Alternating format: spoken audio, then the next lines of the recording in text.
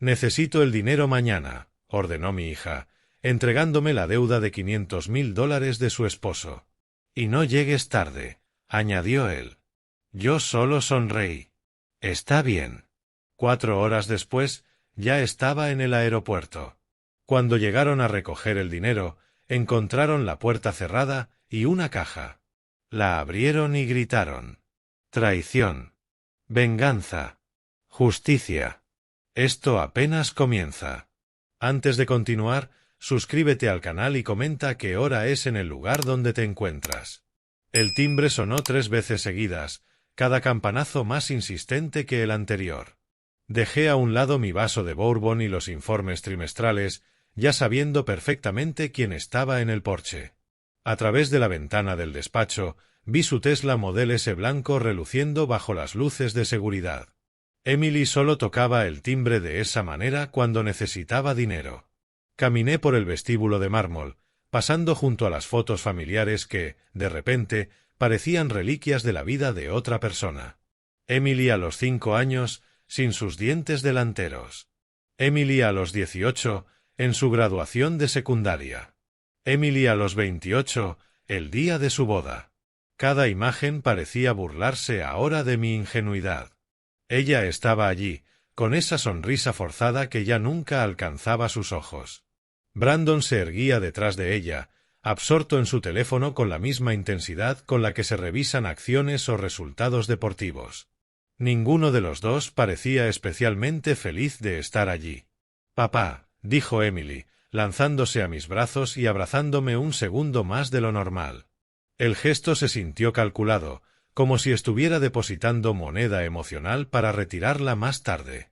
Brandon pasó sin saludar, sus zapatos de diseñador resonando sobre el mármol mientras iba directo a mi sillón de cuero. Mi sillón. Lo seguí hasta la sala de estar, notando cómo Emily ajustaba nerviosa las correas de su bolso de diseñador, el de $5,000 que yo mismo le había regalado la Navidad pasada. Brandon ya había esparcido documentos sobre mi mesa de centro, como si estuviera dirigiendo una junta directiva. Emily se sentó en el borde del sofá, sus dedos jugando con el collar de perlas que le regalé en su 30º cumpleaños. Siempre lo hacía cuando estaba a punto de pedirme algo. ¿Puedo ofrecerte algo? ¿Agua? ¿Vino? Pregunté, aunque la hospitalidad era lo último que sentía. Vayamos al grano, Rob, dijo Brandon sin levantar la vista de los papeles. Tenemos una situación. Rob. Ni Robert. Ni siquiera el respeto de un señor Michey como antes. Apreté con más fuerza el vaso de bourbon y conté hacia atrás desde el 10. Una vieja técnica de control de ira que ya casi no funcionaba. Papá, la voz de Emily se elevó medio tono, otro signo revelador. Sabes que no vendríamos si no fuera absolutamente necesario. Siempre has dicho que la familia es lo primero, y somos familia. ¿Qué pasó con la propiedad de inversión en Round Rock? Pregunté con tono neutro, aunque mi mandíbula ya había comenzado a tensarse. Brandon por fin alzó la vista, con expresión de quien escucha hablar de historia antigua. Ajustes del mercado.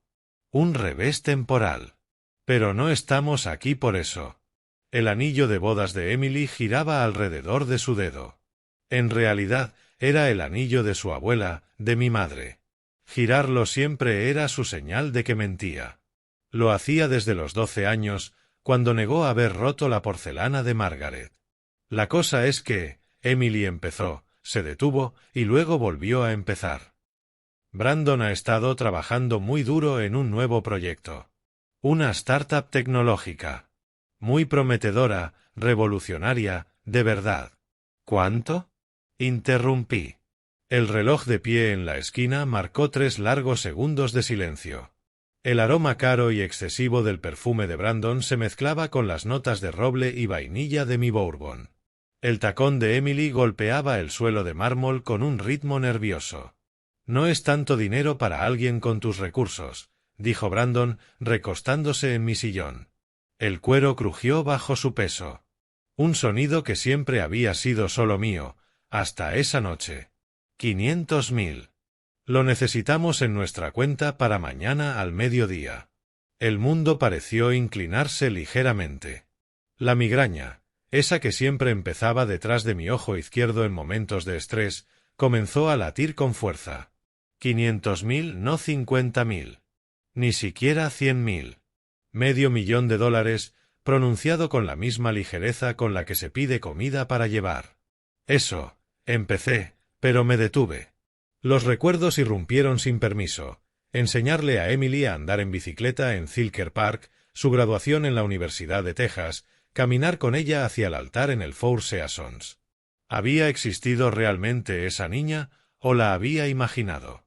Papá, no te lo pediríamos si tuviéramos otra opción, dijo Emily, pasando de jugar con las perlas a secarse los ojos. Aunque no vi ni una sola lágrima. ¿La hipoteca, las escuelas de los niños? ¿Sabes lo caro que está todo? Lo sabía. Pagaba esas escuelas directamente, 15.000 por niño por semestre en St. Andrews. También había pagado el anticipo de su casa en Westlack, $200.000, una ayuda única hace 3 años. Brandon se levantó, fue a mi bar sin pedir permiso y se sirvió 3 dedos de mi Macallan de 25 años. No estamos tratando con bancos, Rob. Son personas serias. No querríamos que esto afectara tu reputación en el club de campo o en los concesionarios. La amenaza flotó en el aire como su colonia, obvia, abrumadora, nauseabunda. Mi presión arterial se disparó. La migraña explotó detrás de mi ojo y se extendió por todo el cráneo.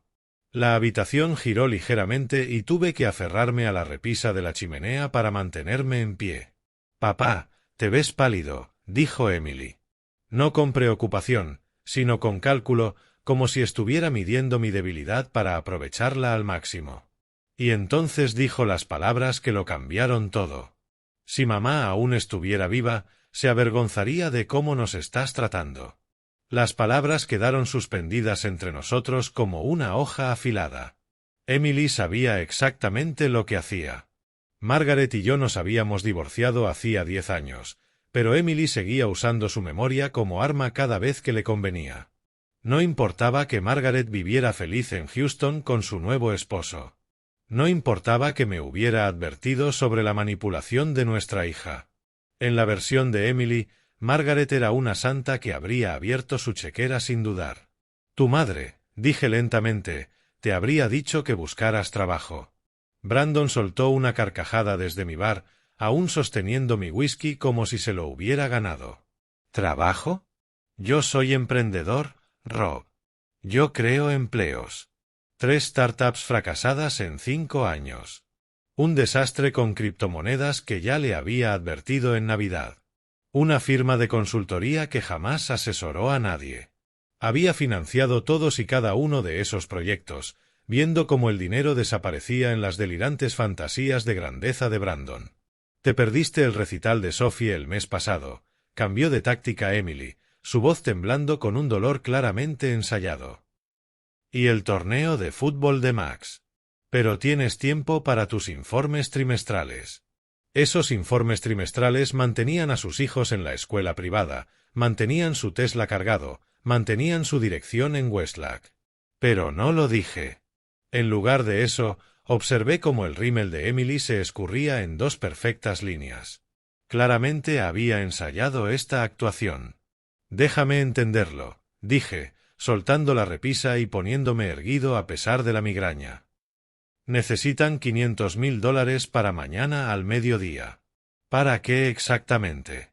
Brandon y Emily se miraron, la clase de mirada que las parejas perfeccionan tras años de engaño coordinado.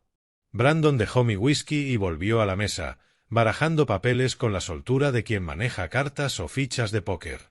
Oportunidad inmobiliaria, dijo. Es urgente. No podemos dejar pasar la ventana. Acabas de decir que perdiste dinero en bienes raíces en Round Rock. Eso fue diferente, replicó Brandon, aferrando uno de los documentos hasta poner los nudillos blancos. Esto es criptomoneda. Quiero decir, esto es seguro. El desliz fue pequeño, pero significativo. Cripto, no bienes raíces. El mismo error que les costó $200.000 hace 8 meses. Mi mano izquierda comenzó a temblar. Un nuevo síntoma de mis 60 años. La escondí en el bolsillo. El teléfono de Emily vibró. Lo miró, escribió rápido y lo dejó boca abajo. Papá, nosotros hemos estado ahí para ti tantas veces, dijo. Cuando tú y mamá se divorciaron, ¿quién estuvo a tu lado? Cuando la economía se desplomó en 2020, ¿quién te ayudó a mantener los concesionarios? Estaban en Cabo todo ese verano, le recordé. Lo publicaban a diario en Instagram. Eso no es justo. La boda, empecé a enumerar, con la voz firme a pesar de la rabia que crecía dentro de mí, 100.000. La entrada de la casa, 200.000. La primera startup de Brandon, 150.000. La segunda, 80.000. La tercera. Eso es historia antigua, interrumpió Brandon, poniéndose de pie e intentando imponer su altura. Estamos hablando de nuestro futuro. El futuro de tus nietos, remató. Los mismos nietos cuya colegiatura pagaba yo directamente en St. Andrews. Emily también se puso de pie, aferrando su teléfono. La foto preparada de su infancia, aquella de Sea World cuando tenía 7 años, apareció de pronto sobre la mesa de centro. La había traído como utilería. No son solo deudas, Rob. Brandon dio un paso hacia mí, lo suficiente para que viera la pequeña cicatriz sobre su ceja izquierda. Son obligaciones. Gente seria, con consecuencias serias, para mañana al mediodía, o las cosas se complican para todos. Tu reputación, los concesionarios, esa membresía tan linda del club de campo. ¿Me estás amenazando en mi propia casa? Mi voz bajó hasta apenas un susurro. Estamos siendo honestos con la realidad, dijo Emily, aunque la voz le tembló. No me había visto tan enojado y tan controlado. Papá, por favor. Lo necesitamos mañana, al mediodía. No es negociable. La habitación se volvió asfixiante, a pesar del aire central funcionando. La migraña martilleaba al compás de mis latidos. La colonia de Brandon parecía espesarse en el aire. Las lágrimas calculadas de Emily ya habían corrido su maquillaje hasta volverlo casi teatral. Los miré a ambos. Mi hija, convertida en una desconocida. Su marido, que nunca fingió ser otra cosa que un parásito. El reloj de pie dio 9 campanadas. Afuera, la suburbana Austin seguía con sus rutinas silenciosas, ajena a la destrucción familiar que se desataba en mi sala. Bien, la palabra salió plana, exhausta. Mañana. Ahora váyanse. Emily confundió mi agotamiento con rendición. Se lanzó hacia mí con los brazos abiertos, buscando otro abrazo. Di un paso atrás y dejó los brazos colgando en el aire. Brandon extendió la mano para estrechar la mía, apretando demasiado, intentando imponer una autoridad que jamás se había ganado. Sabíamos que entenderías, dijo Emily, recogiendo su bolso de diseñador y la foto preparada. La familia primero, ¿verdad, papá? Salieron sin decir más. La mano de Brandon, posesiva, en la espalda baja de Emily, guiándola como si fuese una ficha de casino recién ganada. Me quedé en el umbral, observando cómo el gemido característico de su Tesla se perdía calle abajo. Las luces traseras desaparecieron al girar por Westlake Drive. Esperé exactamente 5 minutos después de que las luces se perdieran antes de hacer la primera llamada. James Walker contestó al segundo timbrazo, pese a la hora. 25 años de amistad y de asesoría legal le habían enseñado mis patrones. Yo no llamaba después de las 9 a menos que algo fuera realmente grave. Por fin cruzaron la línea, ¿verdad? Su voz no tenía sorpresa, solo resignación. Mañana al mediodía, dije. Como si yo fuera un cajero automático con límite de retiro. Esta vez se excedieron. La transferencia de la casa ya está presentada, respondió James. Oí papeles moviéndose de su lado. Ellos solo no lo saben aún. El nombre de Emily nunca apareció en esa escritura. Recuerda, insististe en mantenerla a tu nombre cuando pagaste el enganche. ¿Y Margaret? Pregunté, recorriendo mi casa de vuelta, viéndola distinta ahora, no como un hogar, sino como el escenario del acto final de esta noche. Espera tu llamada. Dice que ya era hora de que dejaras de facilitarles todo. Colgué y fui directo a mi despacho. La migraña había pasado de dolor explosivo a una fría claridad. Abrí la laptop sobre un correo de hace 3 semanas. Villa Las Palmas, Costa Rica. Del 17 de marzo al 17 de abril. Reserva confirmada. El viaje de planeación de retiro ahora tendría otro propósito. Llamé a American Airlines y navegué el sistema automatizado con la eficiencia del hábito. El vuelo de la mañana podía adelantarse a las 6:45 de la mañana. Primera clase, aún disponible. Un pasajero. Abrí la caja fuerte con una combinación que jamás compartí, ni siquiera con Emily. Dentro, ordenados en carpetas rotuladas, descansaban 20 años de documentación financiera. Cada cheque, cada transferencia, cada préstamo. El acuerdo firmado por Brandon en diciembre de 2023, prometiendo que sería la última vez. Publicaciones de Instagram de Emily del último año, impresas y fechadas, exhibiendo su vida de lujo mientras clamaban pobreza. Compras en The Douman, cenas en Uchi, escapadas de fin de semana a Napa. En el garaje encontré una vieja caja de Amazon, común y corriente. Dentro, acomodé 3 juegos de documentos con precisión de abogado. La escritura de su casa. El historial completo de préstamos, $847.000 en 8 años, meticulosamente documentados. Las notificaciones legales que James había preparado meses atrás, con la esperanza de no tener que usarlas.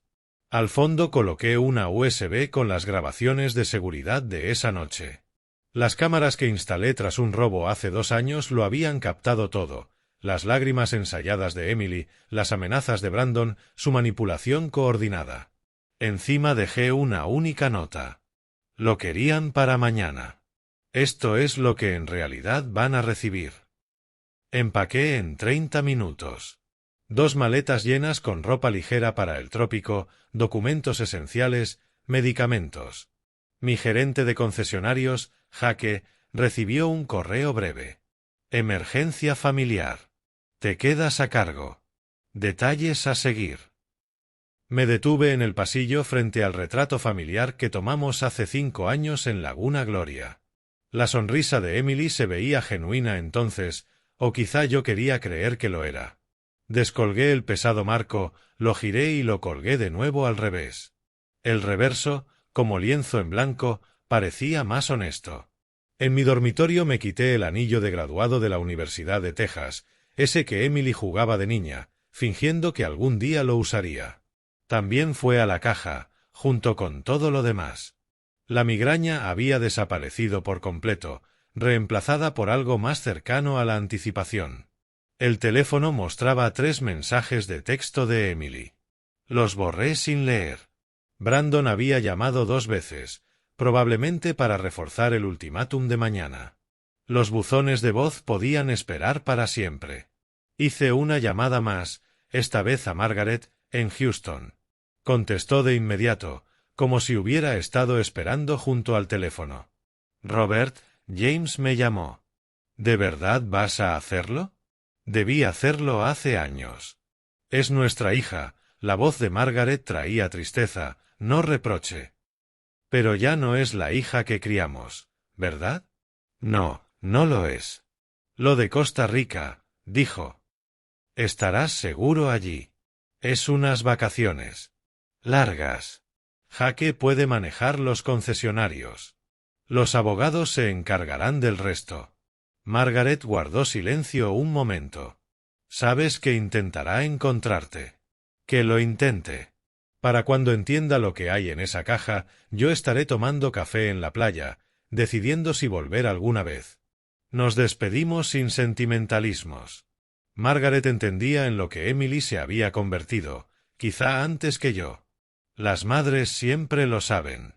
A las 11:30 de la noche estaba en mi cocina a oscuras, bebiendo agua y mirando el refrigerador cubierto con dibujos de mis nietos.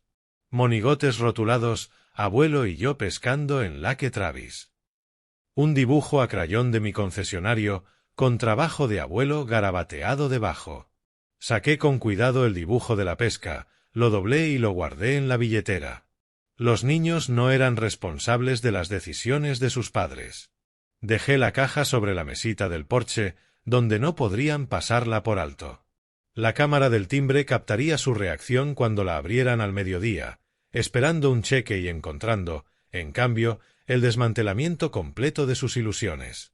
La alarma quedó programada para las 4:30 de la madrugada. 6 horas para que empezara mi vida nueva. 6 horas y media para que la suya se viniera abajo. La alarma rajó la oscuridad a las 4:30 de la madrugada exactas. Sin botón de repetición. Sin vacilar. 32 años de reuniones tempranas en los concesionarios me habían entrenado para despertar en el acto. Hoy, esa disciplina tenía otro propósito. La cafetera cobró vida, ya programada la noche anterior.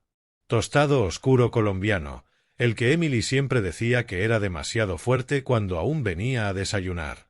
La taza de cerámica me calentó las manos. Fue un regalo de aniversario suyo, de hace 10 años, cuando todavía recordaba esas fechas.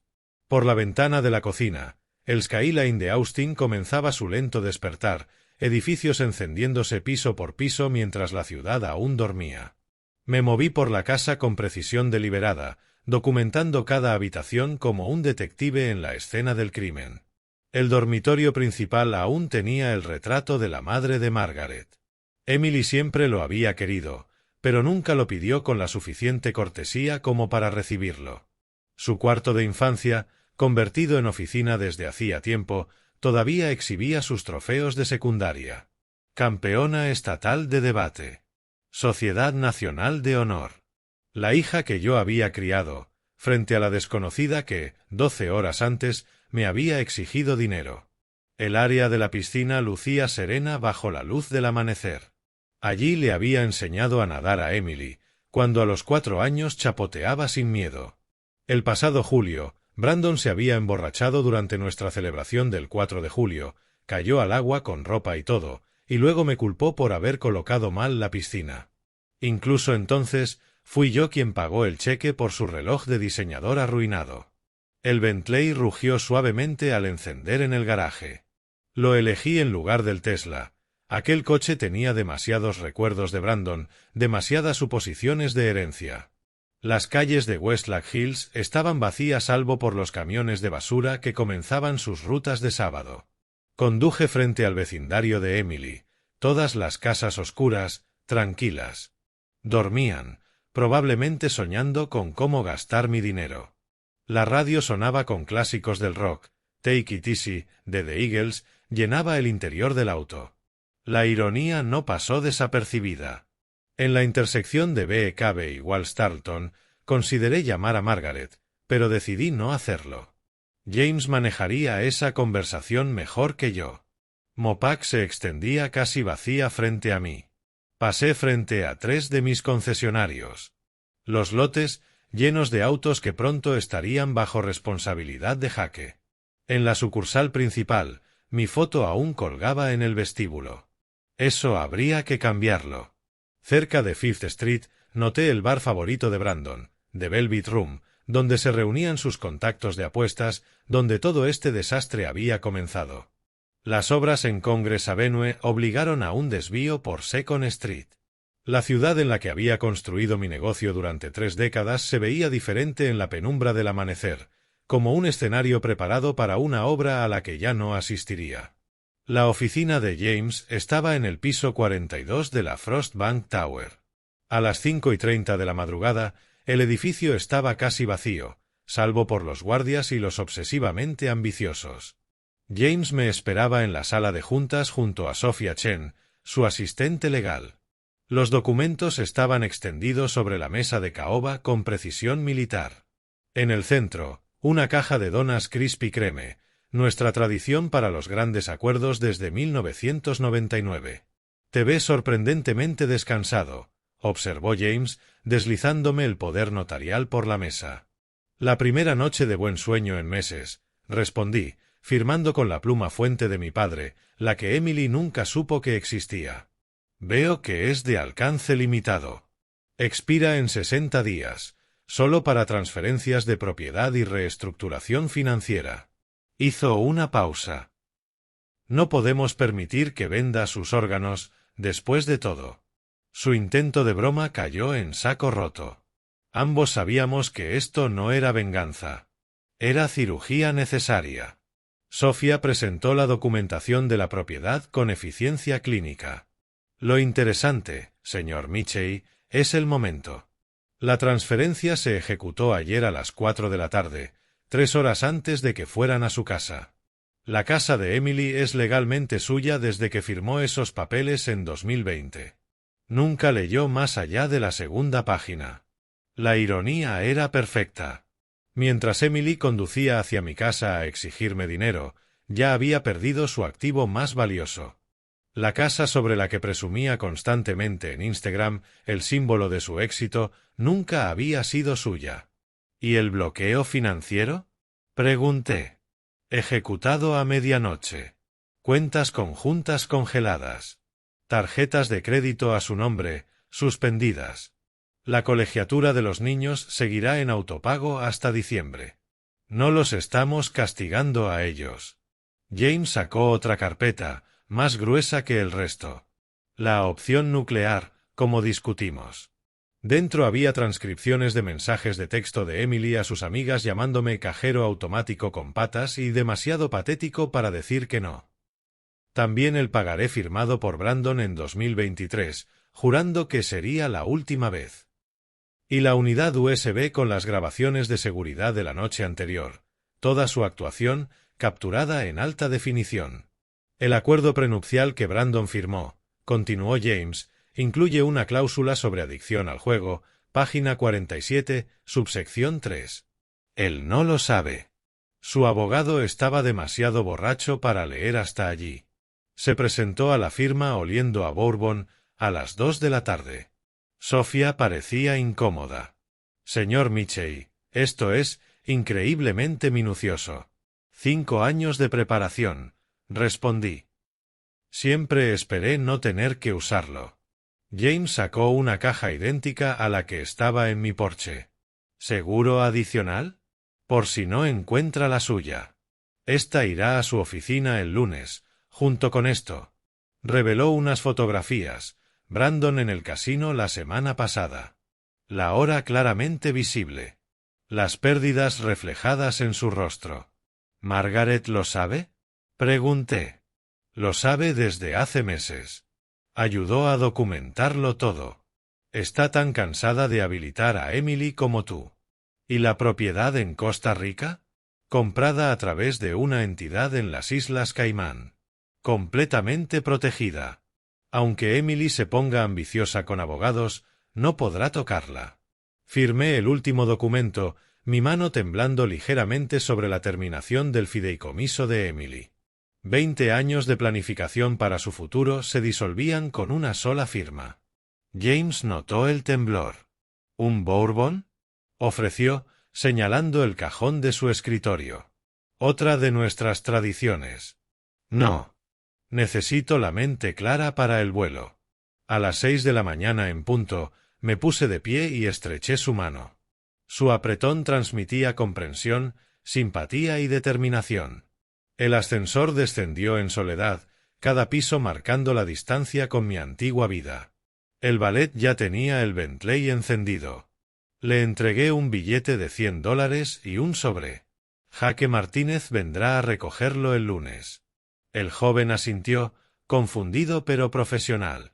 Conduje rumbo al aeropuerto justo cuando el sol asomaba en el horizonte, tiñendo el perfil de Austin de un dorado brillante.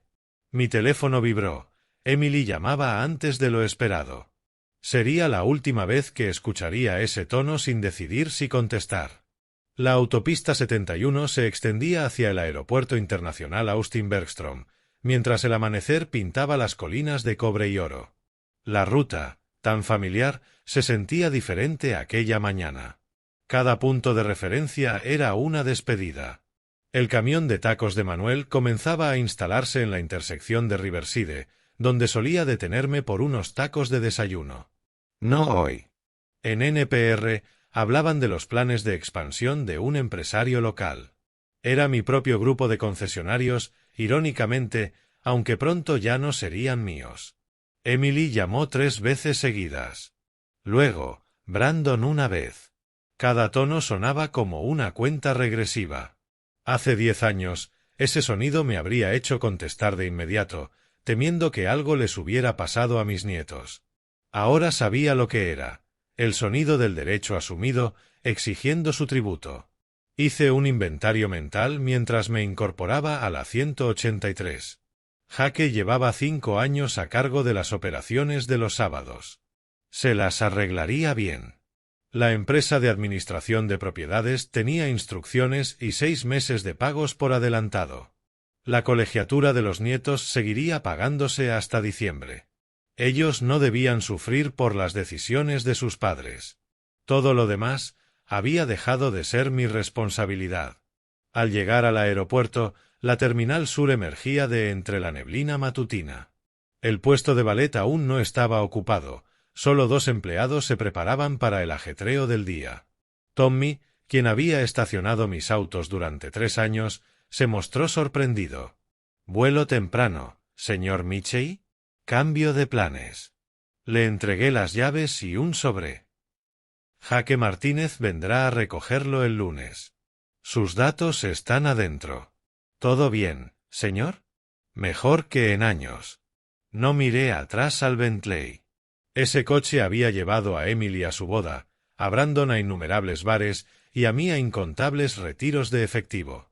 Dejaría que Jake decidiera qué hacer con él.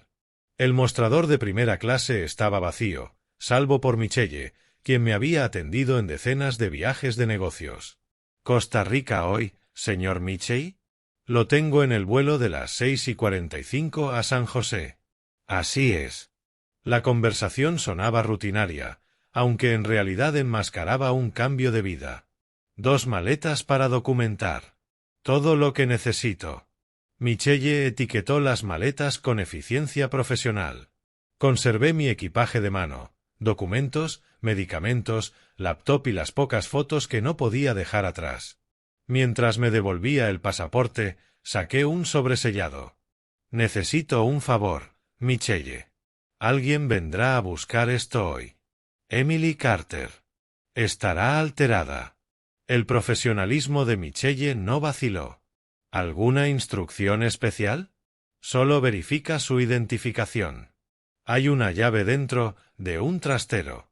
Ella entenderá, ¿o no? En ese trastero estaban guardadas 2 décadas de recuerdos de su infancia que yo había conservado, cosas que nunca se molestó en recoger. Que decida ella si los recuerdos valen más que el dinero. El control TSA PreCheck avanzaba con la eficiencia típica de un sábado por la mañana. Los agentes habituales me reconocieron al instante. ¿Destino de hoy, señor Mitchell?, preguntó el agente de seguridad. ¿A algún lugar más cálido? ¿Viaje de negocios o de placer? Ninguno de los dos. Asunto personal. Pasé por el escáner, cinturón fuera, zapatos en la bandeja. El ritual mundano de los viajes modernos se sentía casi surrealista, un contraste brutal con el acto deliberado de demolición vital que estaba llevando a cabo. Recogí mis pertenencias, cada objeto regresando a su bolsillo designado, excepto el teléfono, que permaneció apagado.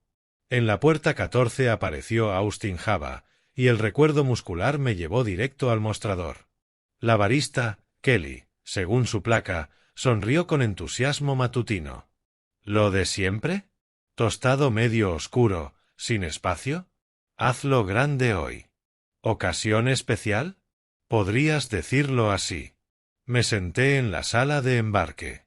El café calentaba mis manos, igual que mi taza en casa 2 horas antes. Antes de apagarlo por completo, mi teléfono mostró sus estadísticas finales. 7 llamadas perdidas de Emily, 3 de Brandon, 12 mensajes de texto, 2 mensajes de voz. El último mensaje de Emily llamó mi atención. Papá, devuélveme la llamada. He tenido sueños raros con el dinero. Escribí una respuesta. Los sueños y la realidad suelen ser muy diferentes. La borré. Escribí de nuevo, mira en el porche. La borré también. Una vez más, pregunta a James Walker. Y otra vez la borré. En lugar de enviar nada, apagué el teléfono, retiré la tarjeta SIM y arrojé ambos al cubo de basura más cercano. Ese teléfono de inversión podía convertirse en problema de otra persona. Pasajeros de primera clase del vuelo 447 con destino a San José, Costa Rica, ahora abordando. La azafata escaneó mi pase de abordar con una sonrisa profesional. El túnel de embarque se extendía frente a mí, cada paso más liviano que el anterior.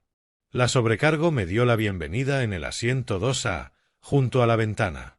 Acepté la copa de champaña que me ofreció, inusual para las 7 de la mañana, pero perfecta para este momento. Los demás pasajeros comenzaron a pasar. Una pareja en luna de miel reía y se acariciaba sin parar, recordándome a Margaret y a mí hace 35 años. Un ejecutivo tecleaba frenéticamente en su laptop, persiguiendo algún plazo que le parecía monumental. Ese había sido yo una vez, construyendo un imperio para una hija que solo veía en códigos de transferencias. Una mujer mayor se acomodó en el asiento 3C con agujas de tejer y lana amarilla, como solía hacerlo la abuela de Emily antes de que la artritis se lo impidiera. «Disculpa». Una voz familiar me congeló. Margaret estaba en el pasillo, con equipaje de diseñador en la mano, tan serena como el día en que firmamos el divorcio. Se acomodó en el asiento 2B, al otro lado del pasillo, lo suficientemente cerca para hablar, lo bastante lejos para mantener los límites establecidos hace una década. James llamó, dijo simplemente. Pensé que quizás necesitarías refuerzos. Ya no es tu lucha. No lo ha sido en 10 años. Pero sigue siendo mi hija. Alguien debería estar allí cuando aterrice. ¿Allí? Compré el condominio de al lado hace 6 meses. James fue muy minucioso. Lo encontró, negoció el precio, se encargó de todo. He estado planeando esto tanto tiempo como tú. La voz del capitán interrumpió. Ligeramente retrasados por nuestro último pasajero. Mi pecho se tensó. ¿Emily? ¿Había descubierto todo antes de tiempo? ¿Brandon? La puerta se abrió, pero solo era un hombre de negocios apresurado, disculpándose mientras avanzaba hacia clase económica. ¿Se lo dijiste? Pregunté a Margaret. ¿Decirle qué? ¿Que su padre finalmente dejó de habilitarla? ¿Que su esposo es un parásito? ¿Que se convirtió exactamente en lo que juramos que nunca sería? No, Robert. Lo descubrirá por sí misma. Hoy, de hecho. La puerta se cerró con un sonido neumático, definitivo. 7:05 de la mañana, retroceso. 7:15 de la mañana, motores rugiendo. La aceleración me presionó contra el cuero del asiento, que ya no olía a la colonia de Brandon ni al perfume de Emily. Austin se redujo debajo de nosotros. Las colinas y los lagos que habían sido mi hogar por 30 años se convirtieron en geometrías abstractas. En algún lugar allá abajo, la alarma de Emily sonaba. En 4 horas llegaría a mi casa vacía. En 5, encontraría la caja. En 6, mi antigua vida estaría completamente desmantelada. La sobrecargo apareció con los menús de desayuno. ¿Viaje de negocios o de placer? Consideré la pregunta. Ninguno. Es justicia. Margaret rió. La primera risa genuina que le escuchaba en años. Ese es el Robert con el que me casé. Bienvenido de vuelta. Debajo, Texas desapareció bajo las nubes. Exactamente al mediodía, cuando Emily esperaba $500,000, yo almorzaba sobre el Caribe, con Margaret leyendo a mi lado. Ambos, finalmente libres de la hija que habíamos amado y perdido, años antes de que se acabara el dinero. Me enteré de lo que ocurrió después de la forma en que me enteraba de casi todo sobre la vida de Emily, indirectamente a través de cámaras y testigos. Un padre viendo la vida de su hija como un documental que no podía apagar. James me envió la grabación de seguridad 3 días después. La vi en mi laptop desde el balcón en Costa Rica. Las olas del Pacífico ofrecían una banda sonora curiosamente pacífica al colapso de mi hija. La marca de tiempo mostraba 12 del mediodía. Justo cuando llegó el primer mensaje de texto. Su transacción ha sido completada. Era James confirmando que la transferencia de la casa había sido registrada. En ese preciso instante, yo pedía ceviche, y Emily probablemente seguía durmiendo la borrachera de lo que Brandon había comprado con mi préstamo anterior. Según su rutina de sábado, James también había documentado esto. Emily salió de su casa a las 11:30 de la mañana. El cargo en Starbucks a las 11:47 lo confirmó, un latte de $7 con la tarjeta que había cancelado a medianoche. El rechazo no aparecería hasta el lunes, cuando se procesaran las autorizaciones del fin de semana, su última compra con mi dinero. La siguiente parte la aportó la señora Chen, mi vecina desde hacía 15 años. Llamó a James a las 12:15 del mediodía, hablando en su inglés preciso que 40 años en Texas no habían suavizado. Señor Walker, están aquí. Emily y el hombre de las apuestas. No saben que los estoy observando. La cámara de seguridad captó imágenes desde las 12:15 y 23 segundos. El Mercedes blanco de Emily entró en mi entrada con la confianza de quien está a punto de recoger su mesada. Brandon revisó su teléfono. James confirmó después que estaba siguiendo resultados de baloncesto, probablemente planeando su próxima apuesta con mi dinero. Emily se retocó el labial en el espejo, el mismo tono rojo que usó para pedirme su primer coche a los 16, la entrada de su boda a los 28 y $500,000 ayer a los 35. Caminaron hacia mi puerta como si les perteneciera. Brandon llevaba un maletín Hermès vacío, $12,000 al por menor, comprado con mi préstamo de enero. Vacío, esperando dinero que nunca llegaría. Emily tocó el timbre a las 12:16 y 45 segundos. Un toque normal, no la triple pulsación exigente de ayer. Esperó exactamente 10 segundos. Conocía sus patrones. Luego tocó de nuevo, esta vez por más tiempo. Brandon pegó las manos a la ventana lateral, mirando mi cocina vacía. Su auto no está, dijo Emily, lo bastante alto para que la señora Chen lo escuchara desde el jardín. Tiene 5 autos, replicó Brandon con tono desdeñoso. Las luces están en temporizador, notó Emily. Lo había programado semanas atrás. Quizá fue al banco a retirar el dinero. Dijiste mediodía. Apenas pasa. Intentaron abrir la puerta a las 12:18. Las llaves de Emily rasparon la cerradura, sin lograr girar. La asistente legal de James las había cambiado a las 7 de la mañana, 3 horas después de que yo partiera al aeropuerto. La confusión en el rostro de Emily casi valía por décadas de manipulación. Brandon vio la caja a las 12:23 segundos. Solo un paquete de Amazon sobre la mesa del porche, irrelevante, salvo por el nombre de Emily escrito con rotulador negro en la parte superior. La abrió con despreocupación, probablemente esperando un regalo atrasado o una disculpa. El primer documento que sacó fue la escritura de su casa. Su rostro cambió como una secuencia de timelapse de fruta pudriéndose, de la confusión a la incredulidad y de ahí al horror en menos de 3 segundos. La dejó caer y Brandon la atrapó antes de que tocara el suelo. ¿Qué significa que está a su nombre? La voz de Brandon se escuchó desde el jardín de la señora Chen. Emily sacó la siguiente hoja, una hoja de cálculo. Cada pago, cada préstamo, cada regalo, meticulosamente documentado. Total, $1,3 millones en 8 años, sin contar la casa. Sus manos temblaban cuando llegó a la última línea. Las fotografías vinieron después. Brandon en el Palms Casino el martes anterior, las marcas de tiempo claras, las pérdidas escritas en su rostro. Luego, el pagaré que había firmado, jurando que el dinero de diciembre sería la última vez. Mensajes de texto impresos y resaltados. Papá es demasiado patético para decir que no. Cederá. Siempre lo hace. Y mi favorito. Merezco ese dinero más que él. A las 12:23 y 17 segundos, el teléfono de Emily vibró. La primera tarjeta rechazada. Luego otra. Y otra. Chase. American Express. Nordstrom. Todas suspendidas, todas a mi nombre, todas canceladas a medianoche mientras dormía. Brandon intentó llamar a alguien a las 12:24.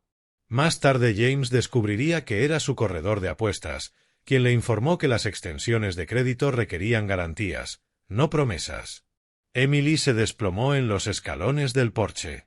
Su vestido de diseñador se arrugó contra el concreto que había mandado a reparar el verano pasado.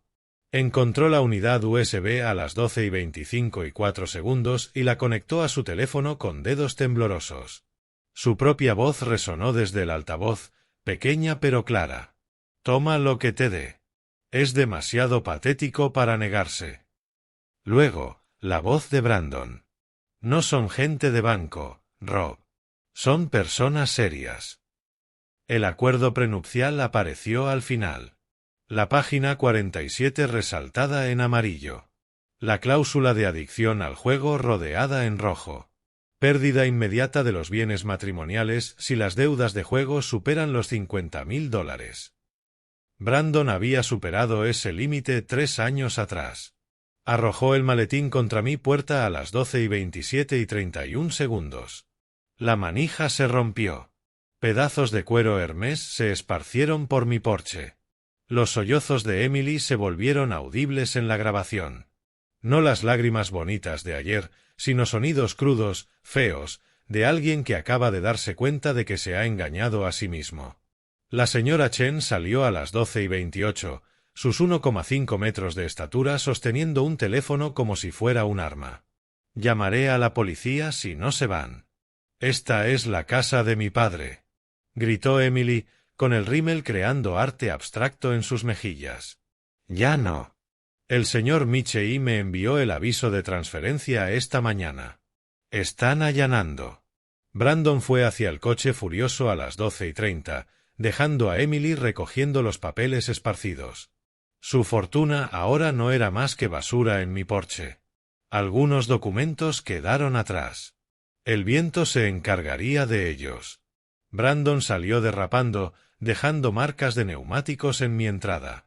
El administrador de la propiedad las facturaría a su cuenta. A las 12:30:45, justo cuando Emily descubría que su herencia había evaporado, yo observaba el océano desde un restaurante frente a la playa. El camarero me preguntó si celebraba algo. ¿Una graduación? Sí, le respondí. ¿La mía? ¿De su hijo? No, mía. James llamó el lunes con el epílogo. Emily había regresado el domingo por la mañana con un cerrajero, que se negó a trabajar al verificar la titularidad de la casa. Intentó escalar la cerca hasta que llegó la empresa de seguridad. La policía le entregó una advertencia por allanamiento. Brandon nunca volvió. James escuchó que se había mudado a casa de su hermano en Dallas. Los papeles de divorcio ya estaban presentados. 3 días después, sentado en mi balcón con Margaret leyendo a mi lado, James preguntó si quería ver la grabación completa. No, dije, observando a los pelícanos zambullirse por los peces. Los gritos que escuché durante 5 años por fin estaban, benditamente, en silencio. James me envió el vídeo del estacionamiento subterráneo 3 días más tarde. Lo vi desde la terraza en Costa Rica, pelícanos clavándose en el agua de fondo, mientras la vida de mi hija implosionaba en la pantalla de mi portátil. La marca de tiempo indicaba 7 de la tarde, 16 de marzo, exactamente cuando yo estaba disfrutando mi primera cena en paz en años. Su Mercedes chirrió al entrar al estacionamiento subterráneo del edificio de Emily. Aún sin audio, el lenguaje corporal de Brandon gritaba rabia. Cerró la puerta de un portazo tan violento que la alarma del coche se activó, con las luces parpadeando como una señal de auxilio que nadie respondería. Emily lo persiguió hasta el ascensor, apretando aquellos documentos como si fueran pruebas en un juicio por asesinato. En cierto modo lo eran, pruebas del asesinato de sus ilusiones. El audio del ascensor del edificio, que los asistentes legales de James consiguieron de alguna manera, captó su conversación con una claridad demoledora. La voz de Emily, estridente, herida por la traición. Dijiste que era inmobiliario comercial. Lo era. La negación de Brandon salió rápida, desesperada. El casino fue solo para aliviar el estrés. Aliviar el estrés. Aliviar el estrés. Se oyó el sonido de papeles golpeando carne y luego el agradable din del ascensor, cuyas puertas se cerraron sobre los sollozos desnudos de Emily. A las 7:30, Emily había iniciado un Instagram Live que se volvería legendario en los círculos sociales de Austin. La asistente legal de James hizo capturas de pantalla de todo antes de que Emily lo borrara. Minutos después, allí estaba, el rímel creando arte abstracto en sus mejillas, la copa de vino temblando en su mano perfectamente manicura. Cuando alguien en quien confías te traiciona, dijo, mostrando la escritura de la casa a cámara. Brandon, visible al fondo, arrojaba ropa a una maleta. Cuando tu vida entera está construida sobre mentiras. La copa de vino voló por la habitación y se estrelló contra su foto de boda. Fin de la transmisión. 47 personas vieron a Emily Carter, mariposa social de Westlack, autodestruirse en tiempo real. 3 eran empleados de mis concesionarios que reenviaron el vídeo a James de inmediato. La madre de Brandon llamó a mi oficina el lunes por la mañana. Su mensaje de voz quedó preservado en los registros meticulosos de James. Señor Mitchell, Brandon está desaparecido desde el sábado por la noche. Emily dice que usted lo ha secuestrado. Una pausa, pesada de desesperación materna. Sé que suena loco, pero ¿sabe dónde está mi hijo? No lo sabía, pero sí sabía dónde había estado. Brandon pasó esas horas llamando a cualquiera con dinero, amigos del club de campo, compañeros de universidad, incluso al padre de una exnovia. Cada conversación era más corta que la anterior, cada rechazo añadía peso a su desesperación. Su madre lo oyó decir, con la voz quebrada. Ya no es solo dinero. Esta gente no juega. Entre 8:30 y 10 de la noche, Emily se sumergió en los consejos legales de Google. Su historial de búsqueda, visible porque usó mi cuenta de Amazon para conectarse al Wi-Fi, parecía un mapa de la negación. ¿Puede un padre recuperar una casa regalada en Texas? ¿Cómo anular un poder notarial? Prescripción, regalos financieros, Texas. Abogado de bancarrota de emergencia Austin. ¿Deudas de casino afectan al cónyuge Texas? Abogado de divorcio barato, sin pago inicial. La última búsqueda dolió más de lo que esperaba. No porque quisiera divorciarse de Brandon, eso llegaba tarde, sino porque inmediatamente buscó a alguien más que lo financiara.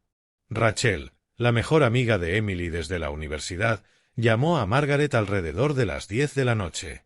Emily finalmente había reproducido toda la USB, no solo la frase patética de ayer. 5 años de reuniones familiares, cumpleaños y cenas navideñas, todo grabado.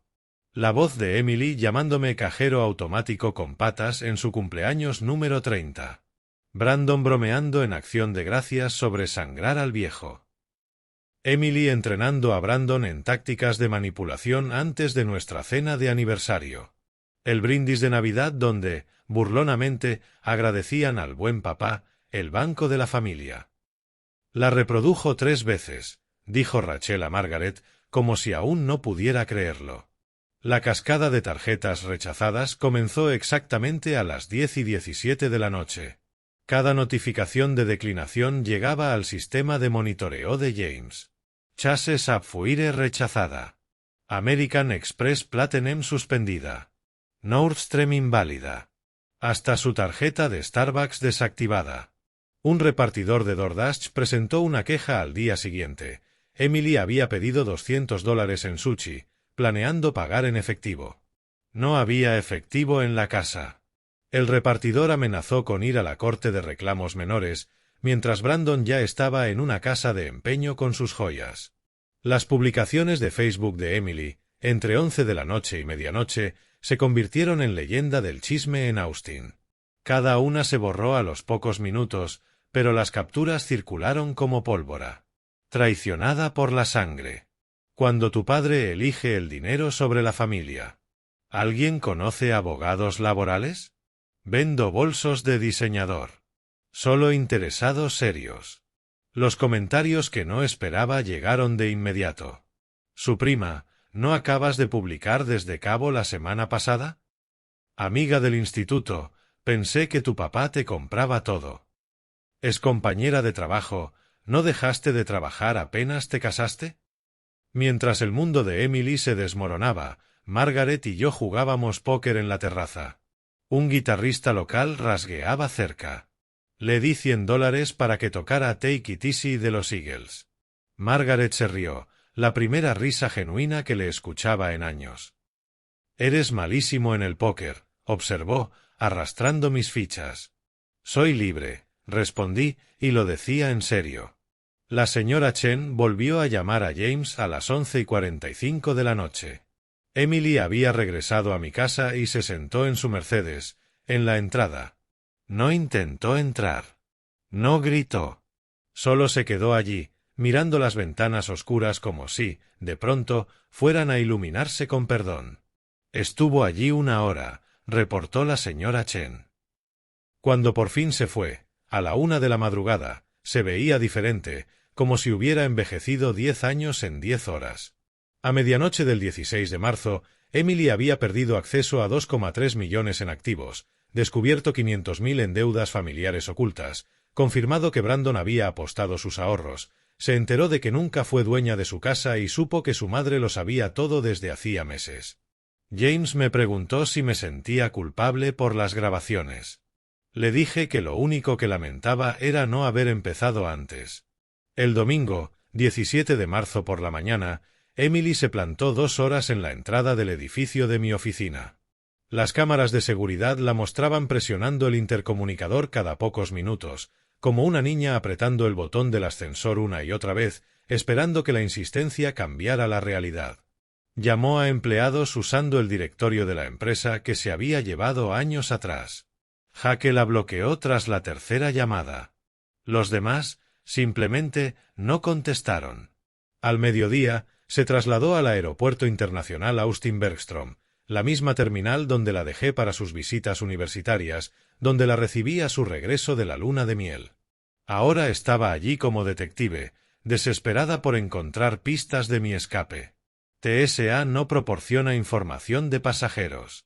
American Airlines exige una orden judicial. Cuando alegó emergencia familiar, revisaron el sistema. El pasajero solicitó específicamente no ser contactado.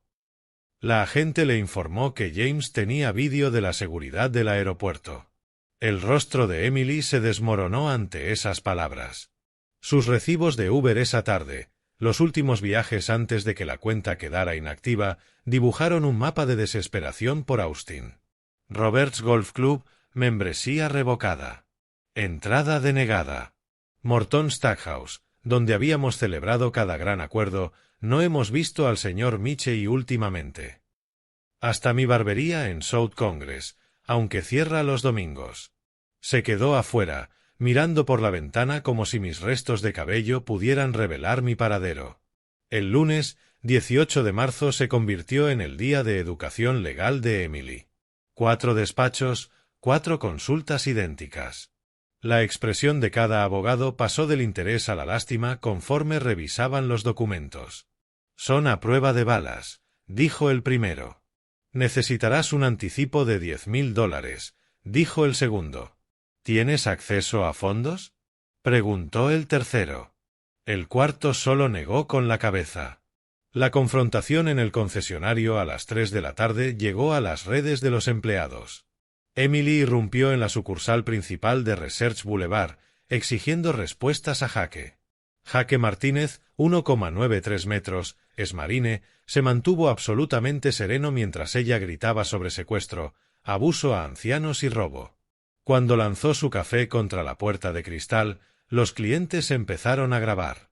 La mancha marrón quedó 3 días. Jake la dejó allí por principios. El buzón de voz de la madre de Brandon, a las 5 de la tarde, llevaba los peores temores de una madre. Señor Michey, Brandon está desaparecido desde el sábado por la noche. Emily dice, lo has secuestrado. Sé que suena loco, pero ¿sabe dónde está mi hijo? El martes, 19 de marzo, llegaron los acreedores reales.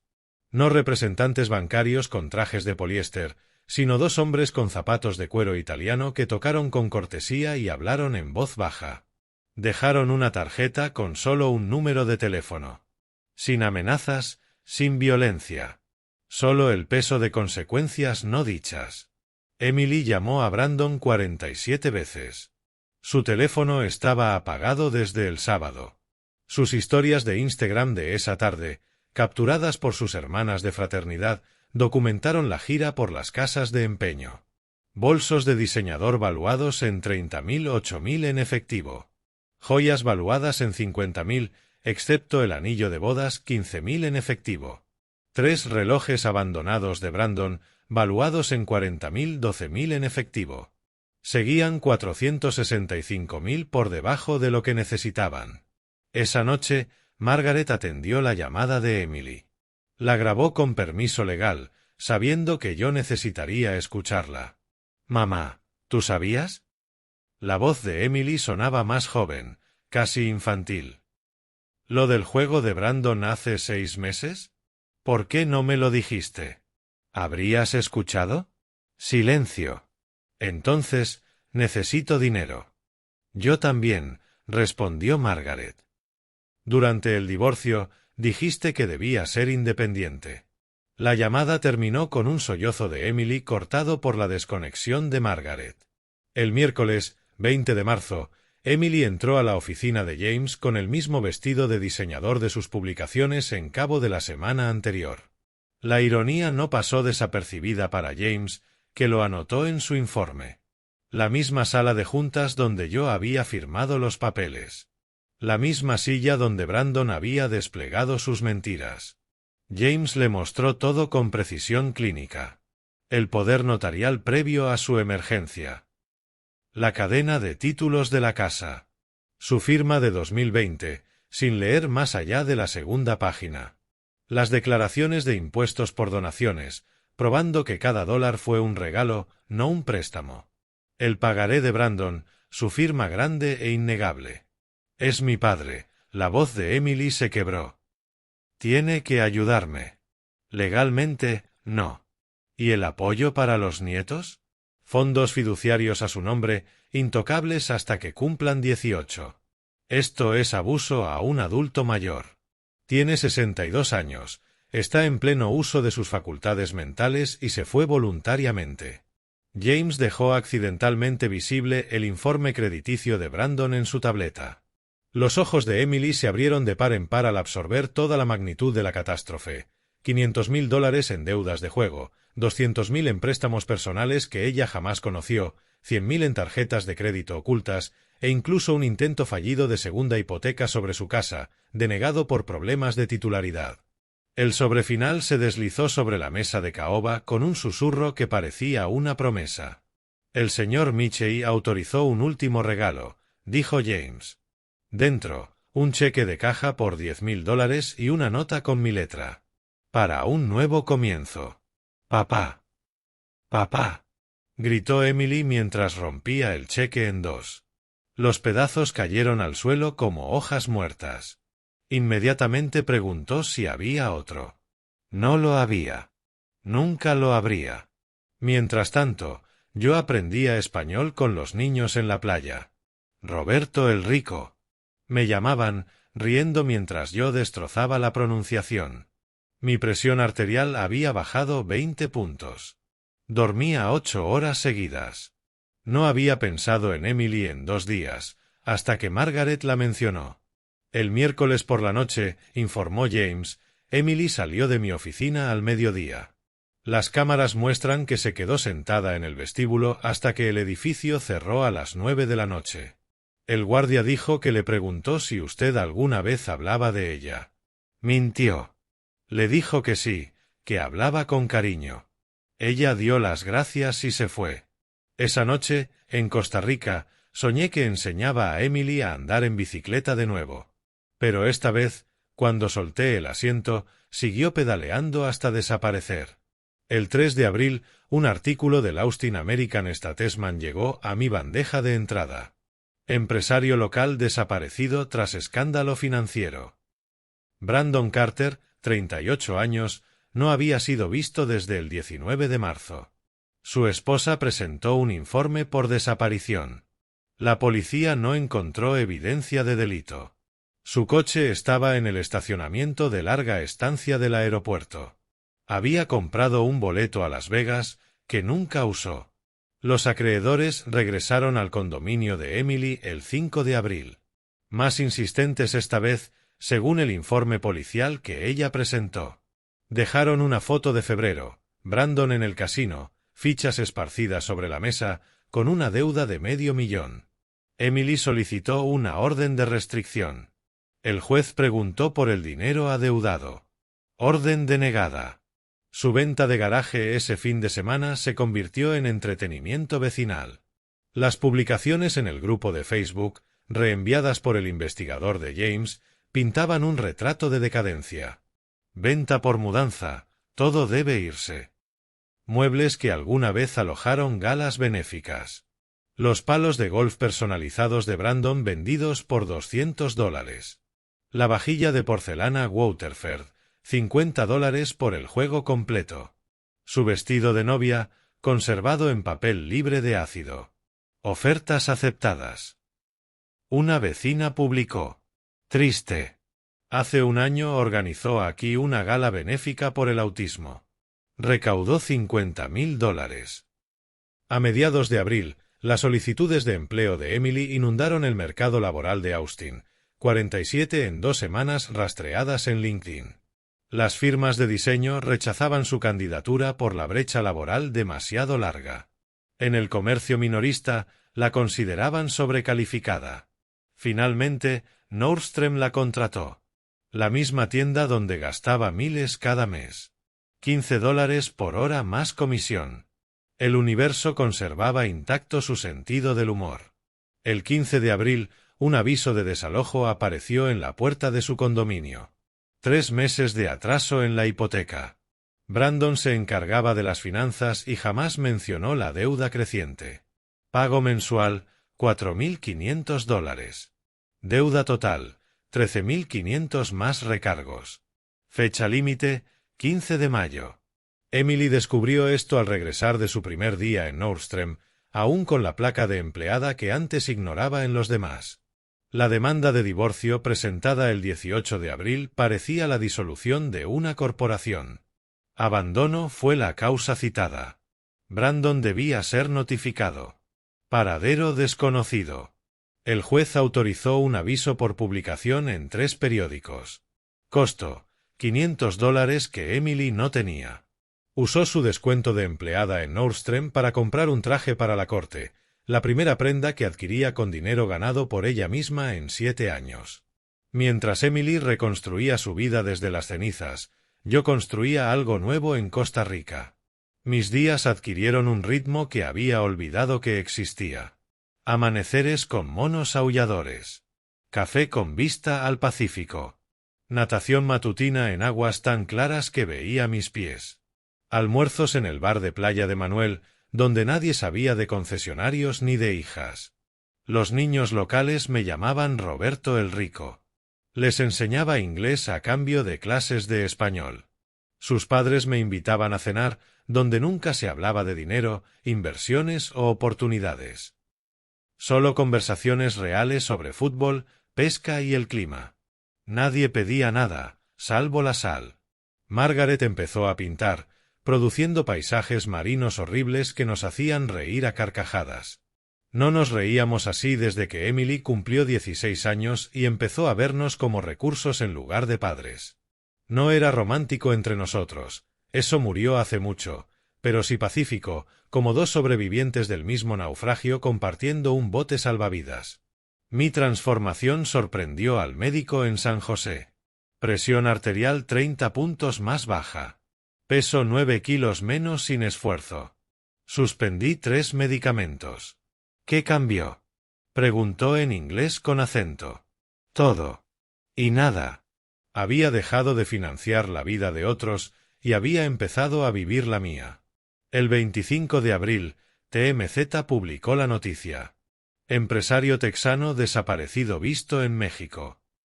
Brandon Carter trabajaba en una agencia de renta de autos en Juárez bajo un nombre falso. La foto lo mostraba detrás de un mostrador, 5 kilos más delgado y sin anillo de boda. La extradición era improbable por deudas civiles. Emily comentó el artículo con solo 2 palabras. Good riddance. Mejor así. El 27 de abril, Emily finalmente usó la llave del almacén del aeropuerto. Manuel me contó lo que encontró, cada objeto de su infancia que había guardado. Álbumes de fotos que creía perdidos. Las joyas de su abuela, que pensaba extraviadas en el divorcio. Un bono de ahorro por $50,000 a su nombre, cobrable en 1 año. Y una nota con mi letra. Para cuando recuerdes quién eras antes de que el dinero importara. Papá. El 28 de abril llegó un correo electrónico, reenviado por James. Las palabras de Emily cuidadosamente elegidas. Señor Walker, por favor dígale a mi padre que encontré el almacén. Ahora lo entiendo. Lo siento. Trabajo en Nordstrom. Estoy sobreviviendo. Quizá esa sea la lección. No le diga que lo pregunté, pero, ¿es feliz? James me preguntó si debía responder. El 29 de abril, al atardecer en la playa, con Margaret leyendo a mi lado, el mismo guitarrista de mi primera noche tocando cerca, en el mismo lugar donde Emily estaba descubriendo la caja que cambió todo, le dije a James por teléfono. Dile que sí. Dile que soy feliz. Y dile que el bono fue idea de su madre. ¿Algo más? Sí. Dile que estaré aquí cuando esté lista para visitarme. Pero que pague su propio boleto. Esa noche observé a las familias costarricenses en la playa. 3 generaciones jugando juntas. Nadie mirando sus teléfonos. Todos conversando de verdad. Pobres según los estándares estadounidenses. Ricos en todo lo que realmente importa.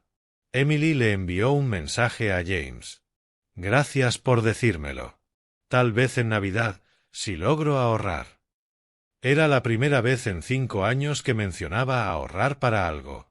El 30 de abril, la banda de Manuel tocó en el bar de la playa.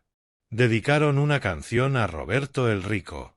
No eran los Eagles esta vez, sino una canción folclórica local sobre un hombre que encontró un tesoro al entregarlo todo.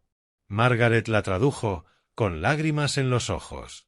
No se trataba realmente de mí. Se trataba de todos los expatriados allí. Todos huyendo de algo, todos encontrando algo más. James llamó esa tarde para decirme que Emily había vendido su Mercedes, comprado un Honda de 10 años, abierto una cuenta de ahorros y publicado en Instagram sobre la dignidad del trabajo honesto. ¿Debería seguir vigilándola? Preguntó. No. La lección ya fue aprendida. La enseñanza terminó. El aprendizaje, quizás apenas está comenzando. El aviso de desalojo había estado en la puerta de Emily desde el 15 de abril. Para el 5 de mayo, James me dijo que había agotado todas las opciones. Rogar a la administración, ofrecer pagos parciales, incluso intentar negociar con el propietario del edificio. Nunca supo que yo había vendido esa propiedad a un rate en enero, anticipando exactamente este momento. Las cámaras del edificio mostraron cómo alquiló el camión U-Haul más pequeño disponible esa mañana de sábado. Cargarlo sola le llevó 12 horas. La señora Peterson, a quien Emily había criticado durante años por sus nietos ruidosos, le ofreció ayuda desde el balcón. El orgullo de Emily, aunque roto, no le permitió aceptarla. Luchó con un sofá de cuero que había comprado con mi dinero, arrastrándolo centímetro a centímetro hasta el camión, mientras los vecinos observaban desde sus ventanas. El depósito que podía pagar albergaba todo, excepto ropa y su portátil. Un mes pagado por adelantado. La instalación más barata de Austin. Pura ironía. Su unidad estaba justo al lado de la que yo había dejado para ella, la que contenía el bono. Pasaba frente a ella cada día, sin saberlo. El 10 de mayo llegó la última comunicación de Brandon, una carta certificada desde Juárez que requería su firma. El trabajador postal luego proporcionó una declaración jurada para el proceso de divorcio de Emily, describiendo cómo le temblaban las manos al firmar. Dentro, una sola página, con la letra de Brandon. Emily. Para cuando leas esto, tendré un nuevo nombre y una nueva vida. Los hombres que me buscan no me encontrarán. No intentes hacerlo tú tampoco. Lamento lo del dinero de tu padre. Pero tú fuiste quien dijo que él nunca te cortaría. Ambos apostamos. Ambos perdimos. El acuerdo prenupcial que tu padre me obligó a firmar significa que no obtienes nada de mí de todos modos.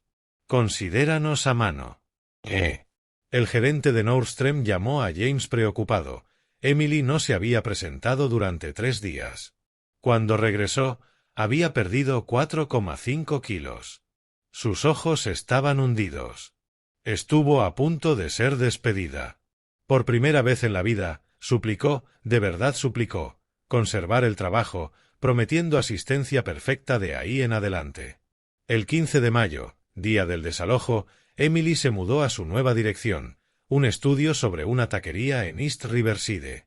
El mismo vecindario que solía llamar peligroso cuando visitaba a sus amigos universitarios. 37 metros cuadrados, aire acondicionado que sonaba como dados en un vaso, lavandería compartida en un sótano con olor a moho. $700 al mes, solo efectivo, sin verificación de crédito. El 16 de mayo comenzó su segundo empleo, turno nocturno en Denny's, de 11 de la noche a 7 de la mañana. El mismo Denny's donde 2 años antes había hecho un escándalo exigiendo hablar con el gerente por unos huevos fríos. Ahora servía a estudiantes borrachos y enfermeras exhaustas por $13 la hora más propinas. Su nueva rutina se volvió robótica. Despertar a las 5 de la madrugada. Nordstrom de 6 de la mañana a 2 de la tarde. Dormir de 3 de la tarde a 10 de la noche. Denny's de 11 de la noche a 7 de la mañana. Repetir. Los domingos los dedicaba a lavar ropa y preparar comidas. Arroz, frijoles, el pollo más barato que encontraba.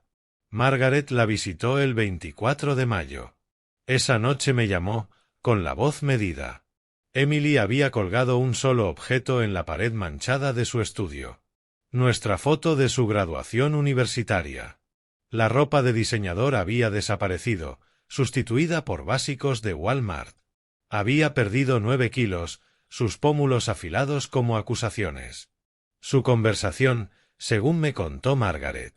Ayudé a tu padre a planear todo esto. Lo sé. ¿Estás enojada? Lo estaba. Ahora estoy demasiado cansada para estarlo. El bono fue idea mía.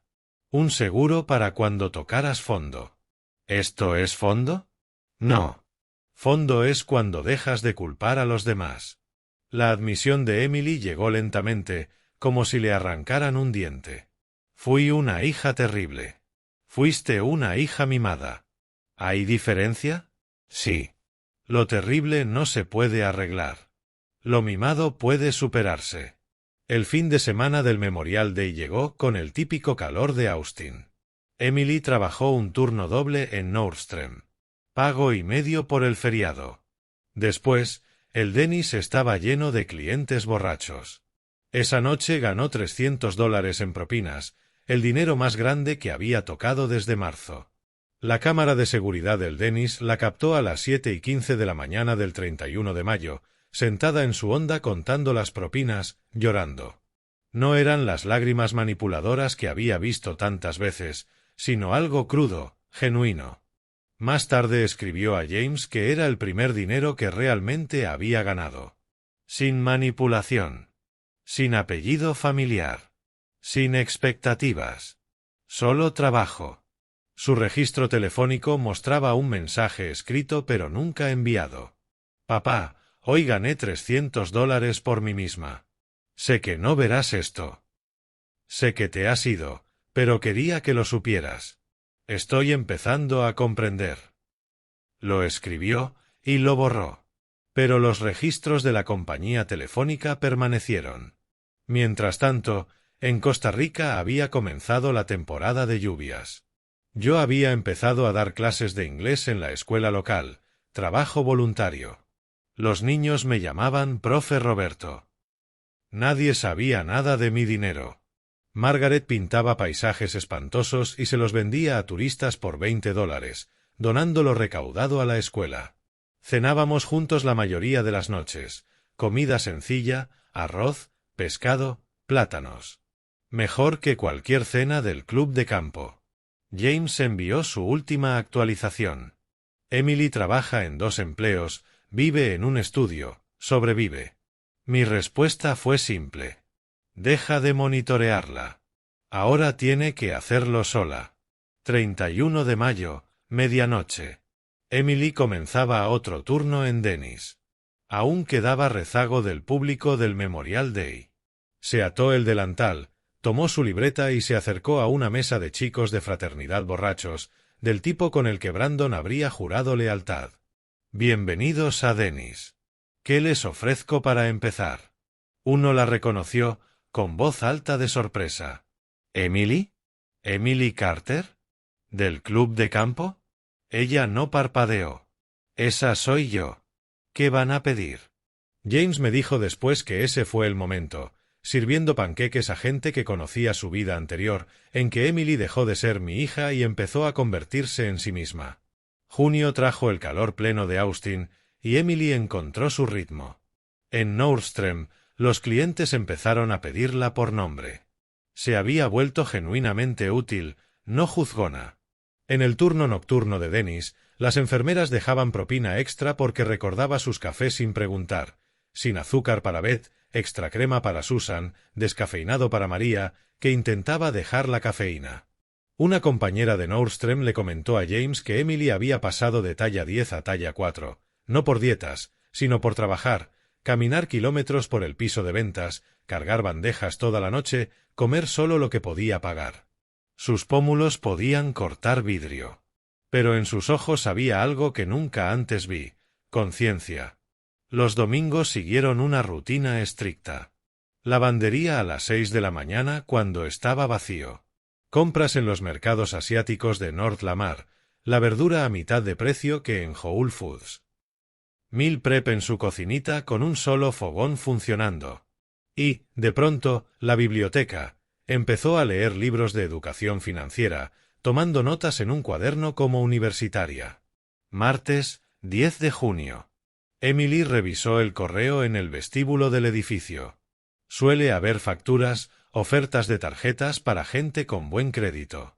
Ella ya no lo tenía. Esta vez, un sobrecolor crema sin remitente, matasellos de Costa Rica. Le temblaron las manos al reconocer mi letra. Se sentó en las escaleras del lobby. No pudo esperar a llegar a su apartamento. 3 páginas con mi caligrafía cuidadosa, la misma con la que firmé tarjetas de cumpleaños y cheques durante 35 años. La carta decía: Emily, te escribo desde una playa en Costa Rica. Aquí hay una niña que me recuerda a ti a los 7, intrépida, curiosa, empeñada en doblar el mundo a su voluntad. La diferencia es que ella también es agradecida. No te culpo por haberte convertido en quien te convertiste. Yo te creé. Cada vez que lloraste, yo firmé un cheque. Cada vez que exigiste, yo cumplí. Creí que te estaba amando. En realidad, te estaba incapacitando. Tu madre dice que ahora trabajas en 2 empleos. Bien. El trabajo enseña lo que la herencia jamás pudo, que el dinero representa tiempo, esfuerzo y sacrificio. Cada dólar que ganas lleva un peso que mis regalos nunca tuvieron. No voy a volver al hombre que fui. Ese hombre era una chequera con latidos. Pero quizá vuelva para conocer a la mujer en la que te estás convirtiendo. La llave del trastero que encontraste fue insistencia de tu madre. Dijo que necesitarías algo para tener esperanza. El bono vence en abril de 2026. Para entonces, o habrás aprendido a vivir sin él, o seguirás siendo la misma persona que espera ser rescatada. En cualquier caso, tendrás tu respuesta sobre quién eres. Te quiero. Siempre te he querido. Pero el amor sin respeto es solo lástima. Gánate mi respeto, Emily. Más importante aún, gánate el tuyo. PD. A tu abuela la haría sentir orgullosa saber que trabajas en Denny's. Ella era mesera cuando conoció al abuelo. Tú no lo sabías. Yo tuve vergüenza de contártelo. Ahora me avergüenza haber sentido vergüenza. Asterisco, asterisco. Emily llevó esa carta en el bolsillo del delantal toda la semana. Una compañera de Dennis contó que la leía en los descansos, llorando en el baño, no lágrimas de rabia, sino algo más hondo. Comenzó a preguntar a sus compañeros por sus familias, sus dificultades, y a escuchar de verdad las respuestas. Llamó a Margaret por la revelación de la abuela. ¿Por qué nadie me contó lo de la abuela? Porque nunca preguntabas por las luchas de nadie, solo por sus éxitos. ¿Qué más no sé? Todo lo que importa. La transformación se reflejó en su evaluación en Nordstrom. Emily se ha convertido en nuestra asociada principal. Los clientes confían en ella. Se identifica con quienes ahorran para compras especiales. Ahora entiende el sacrificio. La ascendieron a jefa de departamento. $18 la hora, el primer ascenso que ganó y no que le regalaron. 25 de junio. Emily respondió. 5 días, docenas de borradores, me contó luego Margaret. Compartió fragmentos. Papá. Te escribo a las 3 de la madrugada entre empleos. Me duelen los pies. Me duele la espalda. Nunca he sido más feliz. No feliz de champán y compras. Feliz de verdad. Feliz como cuando me gano este sándwich. Feliz como cuando los clientes piden por mí por mi nombre. Feliz como cuando pagué mi propio alquiler. Estaba tan enojada cuando te fuiste. ¿Cómo te atrevías a abandonarme? Ahora entiendo, no me abandonaste. Me liberaste de mí misma, de lo que ambos dejamos que yo fuera. Brandon se fue. Mejor así. Era mi espejo, devolviéndome mis peores rasgos. Éramos parásitos alimentándonos del derecho adquirido del otro. Cuando el anfitrión desapareció, no nos quedó nada. No quiero tu dinero. No es bravata. Necesitaré el bono para mudarme a un lugar mejor algún día. Pero quiero que sea capital semilla para la vida que estoy construyendo, no un rescate de la vida que llevo. Vuelve cuando estés listo. No para salvarme, solo para verme. A la verdadera yo, la que estuvo enterrada bajo etiquetas de diseñador y exigencias. Pede, guardé una sola cosa de mi antigua vida, la foto de nuestra graduación. Se te ve tan orgulloso. Quiero ganarme esa mirada otra vez. Asterisco, asterisco. La carta me alcanzó el 2 de julio, la semana del Día de la Independencia. Tenía sentido. La leí en la playa mientras Margaret miraba por encima de mi hombro. Lo entendió, dijo Margaret. Entenderlo y vivirlo son cosas distintas. Dale tiempo. ¿Cuánto? ¿Cuánto te tomó a ti cambiar de verdad? Sigo cambiando. Exacto. 30 de junio, 11 de la noche. Emily arrancaba su turno. Un cliente habitual, un anciano que siempre comía solo, pidió lo de siempre. Esa noche dijo algo diferente. Te veo más ligera, querida, como descargada. Emily sonrió, una sonrisa real. Estoy aprendiendo a cargar mi propio peso, en vez de esperar que otros lo carguen por mí. Dejó $20 de propina en una cuenta de 8. La nota decía, para tu fondo de educación. Un viajero más. Esa noche decidí volver en agosto. No para rescatarla. No para ponerla a prueba. Solo para presenciar quién estaba llegando a ser cuando nadie le pagaba la vida. Aterricé en Austin Bergstrom a las 10 de la mañana del 15 de agosto de 2025. La misma puerta por la que salí en marzo. 5 meses que parecían 5 años. Margaret se quedó en Costa Rica. Este tramo te toca a ti, dijo. El auto de alquiler era un sedán modesto, no el vehículo de lujo que Robert Michey habría exigido. Pasé frente a mis concesionarios, prosperando sin mí. Bien. Por el antiguo condominio de Emily, donde una familia nueva ocupaba su balcón, su felicidad libre de deudas. Me registré en un Hampton Inn, no en el Four Seasons. Parte de mi vida nueva, comodidad sin exceso. Llamé a James. Estoy aquí. Ella no lo sabe. No. Quiero verla en su vida natural, no una actuación. Nordstrom. Está allí hasta las 6. A las 4 de la tarde estaba en Nordstrom, Barton Creek Mall, mirando desde el otro lado del piso. Emily se arrodillaba junto a una mujer mayor para ajustar un zapato, paciente, amable. La Emily que yo conocía habría llamado a otro asociado para ese trabajo. Había cambiado físicamente, más delgada, pero fuerte, se movía con propósito, no con derecho. Uniforme sencillo y pulcro. El cabello recogido en una cola. Sin visitas semanales al salón. El rostro, sin maquillaje, era hermoso de una manera que nunca le vi, honesto.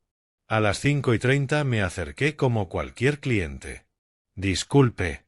Estoy buscando unos zapatos cómodos para caminar. Ella se giró, se quedó congelada. La boca se abrió sin emitir sonido alguno y al fin, en un susurro apenas audible. Papá. Hola, Emily. Ninguno de los dos se movió. 5 meses de cambios suspendidos en el aire entre nosotros. Entonces, rió. No con amargura ni con histeria. Solo, rió. Estás comprando en Nordstrom. No has comprado tu propia ropa en 20 años. Las cosas cambian. Sí, cambian. No podía dejar el piso, así que me quedé como cliente. Conversamos con cautela mientras me mostraba modelos. Te ves diferente, le dije. Lo soy. ¿La pobreza es una dieta efectiva? No es pobreza. Es realidad. Lo mismo, cuando estás acostumbrada a la fantasía. Pasó la compra por caja y aplicó su descuento de empleada sin decir una palabra. Orgullo en los gestos pequeños. Salgo a las 6:00 y luego tengo Dennis a las 11. ¿Podemos cenar entre medio? No puedo pagar una cena fuera. Yo cocinaré. ¿Dónde vives? Vaciló un segundo y luego me dio la dirección. No es lo que estás acostumbrado. Yo tampoco lo estoy. 6:30 de la tarde subí las escaleras hasta su pequeño estudio.